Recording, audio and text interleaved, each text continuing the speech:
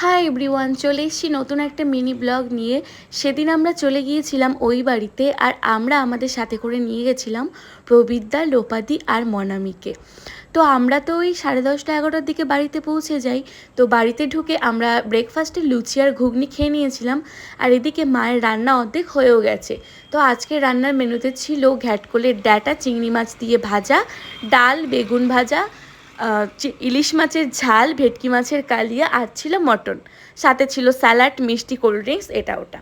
তো আর এই দিকে দেখো, আমার বুনু আর মনামির মধ্যে কিন্তু দারুণ একটা ফ্রেন্ডশিপ হয়ে গেছে। ওরা দুজন মিলে ওপরে বসে গল্প করছিল। তারপর আমরা দুপুরবেলা খাওয়া দাওয়া করতে বসে পড়লাম।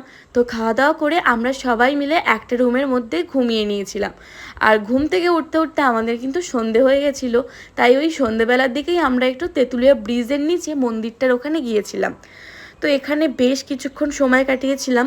আমরা ওই বেরিয়েছিলাম 6টা, 6:30টারও পরে, আর বাড়িতে গেছিলাম 9টা, 9:30টার দিকে। তো এখানে জগন্নাথ মন্দির, মা কালীকে, বজরংবলীকে একটুখানি প্রণাম করে নিলাম। তারপর ওখান থেকে চলে গেছিলাম একটা দাদার বাড়িতে।